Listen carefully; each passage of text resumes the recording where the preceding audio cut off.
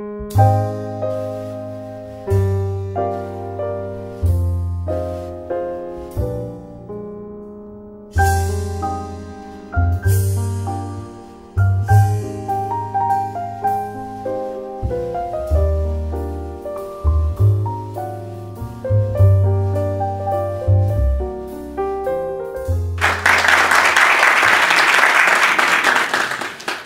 donne maintenant la parole à Chantal Boupard, qui traite de la question suivante, le point de vue de l'anthropologue québécoise en matière d'impact sociétal. Vous avez un quart d'heure. Bonjour, merci au comité d'organisation de m'avoir donné la chance de vous présenter ceci, qui je pense que va aller parfaitement bien en lien avec les deux premiers orateurs.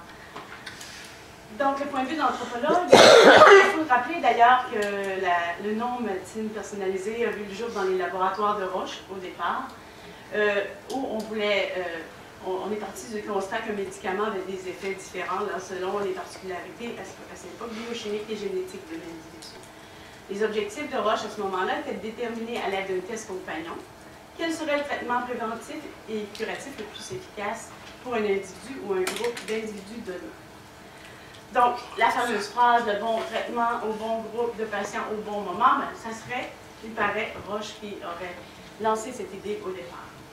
Mais ça a changé depuis le temps, parce que le développement des technologies génomiques et numériques, associé à une collaboration intensive des milieux académiques et des milieux politiques, comme on en a parlé ce matin, et des milieux d'affaires, a contribué à un déploiement tout azimut de la médecine personnalisée, et qui s'est diversifié au niveau des représentations qu'on en avait. Donc, ça a amené beaucoup de problèmes au niveau de la réflexion des technologies, l'application des technologies cliniques, sociaux et éthiques. Sauf que, pour mon point de vue d'anthropologue, avant de passer en mode solution, je pense qu'il faut déjà s'entendre sur une définition de la médecine personnalisée, c'est-à-dire sur quoi on discute, qu'est-ce qu'on veut encadrer, et au moins sans avoir la définition, mais au moins s'entendre sur qu'est-ce qu'on veut réguler. Et puis saisir aussi, surtout, la portée sociale de la médecine personnalisée. On en parle beaucoup, mais est-ce qu'on le fait consciemment? On va voir ça aussi. Donc, ce que je vous présente aujourd'hui est une analyse de la littérature scientifique et de la littérature grise. 70 documents ont été choisis. Et je vais vous montrer aussi plutôt aujourd'hui qu'est-ce qui est consensuel. Parce que même si dans la littérature et dans les discours et dans les présentations, il y a autant de définitions qu'il y a d'experts, on sent quand même dans la littérature l'émergence de quelques consensus. Particulièrement sur les termes, 4 termes où il y a plus de consensus. Je ne dis pas qu'on a atteint un consensus. On va vers, dans la littérature, un consensus, où la médecine génomique est plutôt utilisée pour parler, dresser un profil génétique d'un individu, pour prédire les risques qu'il a d'être atteint ou non d'une maladie, ou de répondre à un traitement. Il y a la médecine stratifiée, qui est une approche qui va servir à déterminer des sous-groupes de patients, dont les réactions à certaines approches thérapeutiques, parce que approches thérapeutiques peuvent être aussi comportementales. On va le voir un petit peu, peut-être au cours de la journée. Et ils vont répondre à des programmes de prévention ou de soins similaires. La médecine de précision ou individualisée est souvent utilisée comme des synonymes dans la littérature scientifique, définie un peu comme des approches qui utilisent des technologies pangénomiques et stratifiées, basées sur l'analyse des informations génomiques, biologiques, environnementales et comportementales qui sont cumulées sur un individu. Donc, ça sert aussi à identifier les éléments responsables du développement d'une pathologie chez un individu à un moment précis. Ça, c'est pas mal ce qui se rapproche le plus de la médecine personnalisée. Mais on voit que le projet de Roche initial s'est étendu et est devenu beaucoup plus large et complexe. Alors, qu'est-ce qui réfère le plus dans la littérature où un consensus commence à s'établir? C'est de considérer la médecine personnalisée comme la médecine des 4 P. Donc, prédictive, préventive, personnalisée et participative. Ça vient ajouter aux 4 définitions, bon, il y en a plus que ça, puis je ne prétends pas, c'est une synthèse de la littérature. Donc, ça ajoute une dimension participative qui est très, très importante dans l'impact que la médecine personnalisée aura. Donc, l'individu va devenir maintenant responsable de solliciter les services dont il a besoin, de transmettre les informations nécessaires aux praticiens, son style de vie, son histoire familiale et tout ça, s'impliquer dans les processus décisionnels et prendre des décisions finales en matière d'approche thérapeutique ou préventive. Donc, c'est ce qu'on va demander aux patients. L'objectif de la médecine des 4P, c'est affiner les diagnostics, rationaliser les prises en charge préventives et thérapeutiques, engager le patient dans une démarche préventive et personnalisée, réduire les coûts de santé et stimuler aussi l'innovation et la création. Moi, ce qui m'impressionne, une des choses qui m'impressionne beaucoup, c'est que la majorité, je ne sais pas ici en Europe, mais des annonces sur la médecine personnalisée proviennent beaucoup plus des ministères de l'Industrie et du Développement que des ministères de la Santé. Bon, tout ça pour appuyer mon hypothèse qu'il faut aussi voir la portée sociale de la médecine personnalisée. Et pour saisir toute sa portée, il faut ne pas se limiter à la comprendre comme un phénomène médical. C'est un phénomène biomédical, mais ce n'est pas uniquement un phénomène biomédical. En investissant plusieurs institutions sociales, la médecine personnalisée est un vaste projet social, bien structuré et financé au niveau tant dans les nations qu'internationaux. Donc, un des changements sociétaux le plus fondamental, et là l'anthropologue arrive, un des changements sociétaux le plus fondamental au niveau des représentations, c'est au niveau des représentations socioculturelles des modèles explicatifs de la maladie. C'est là que la médecine personnalisée vient nous embrouiller un peu, parce qu'on l'analyse avec nos anciens modèles de représentation occidentale de la maladie. Parce que pour les anthropologues, la maladie, c'est une réalité indépendante de sa définition médicale. La définition médicale en fait partie, parce qu'elle est biologique comme maladie, mais elle est aussi individuelle dans l'expérience de la maladie et sociale par les institutions qui la supportent. Et puis par les croyances aussi qu'on peut avoir. Donc la maladie, en anthropologie médicale, c'est un symptôme, une pathologie, oui, mais qui n'indique pas juste une maladie biologique. C'est un message que quelque chose ne va pas bien. Ça peut être le corps, mais ça peut aussi un mauvais rapport avec le monde. On l'a vu avec le sida, comment ça a été associé au comportement. Et n'oubliez pas, la médecine personnalisée est aussi associée au comportement. Donc, je pense qu'il faut réfléchir dans ce sens-là. Donc, un message, ça implique une quête de sens, une réponse à ça, qu'est-ce qui arrive. Donc, il y a 3 modèles d'interprétation de la maladie, ou explicatifs de la maladie. C'est la nature, ça c'est la biomédecine, ou les accidents, peu importe. La surnature, bien, Dieu, les mauvais sorts, ou toutes sortes de choses qui ont rapport au monde, à l'univers surnaturel, et les comportements sociaux réprouvés, les comportements enfants. Alors, et c'est là que ça commence à être intéressant pour moi, en tout cas, je ne sais pas pour vous, mais pour moi, c'est que dans le paradigme prédictif, préventif, personnalisé et participatif, on ne combat plus la maladie. La maladie n'est pas, comme en biomédecine, l'ennemi à combattre. Il faut la prévenir, la maladie. Puis cette maladie-là, dans le cadre de la médecine personnalisée, elle est devenue un des éléments à prendre en compte dans la médecine de santé et un élément qu'on veut prédictible par l'analyse des interactions complexes, comme dit Oud, qui a écrit plusieurs articles justement sur la médecine de santé.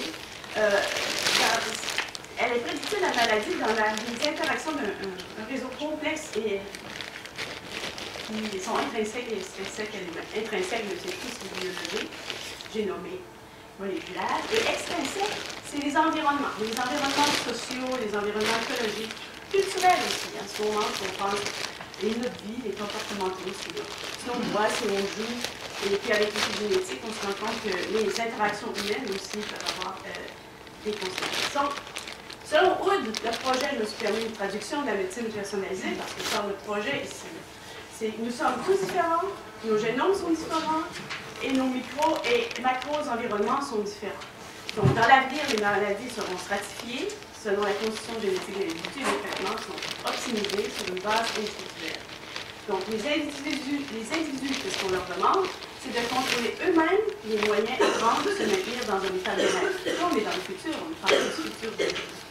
Et de même que la gestion de l'évolution de leur maladie, ainsi que la gestion des traitements utilisés pour intervenir sur les systèmes de santé, dans les interactions entre les réseaux dont on parlait tantôt, qui sont perturbés, pour que ça revienne dans un état de santé, un retour à la santé et au bien-être, comme vous avez dit tout à l'heure. Donc, la vision de l'individu dans le projet de médecine personnalisée, je ne parle pas nécessairement au niveau de la pratique médicale, mais au niveau de la pratique sociale, c'est que le demandeur, l'individu devient un demandeur de services de santé au sein d'un réseau de billions d'informations, que ce soit sur Facebook, parce qu'on parle de comportement, que ce soit génétique ou peu importe, qui vont être numérisés et accessibles dans le monde virtuel et dans les banques de données et dans les réseaux sociaux. Donc, là, l'individu est au centre.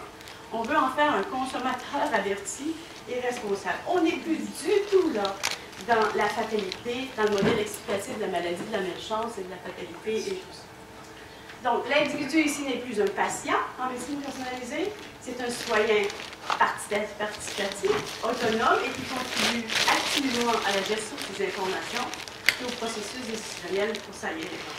Le danger dans tout ça, un des dangers dans tout ça qui m'apparaît, c'est que l'apparition de la maladie pourra être interprétée comme le signe qu'un individu a été incapable d'assurer la responsabilité sociale et se le dire en son nom. L'auditeur avant moi parlait très bien.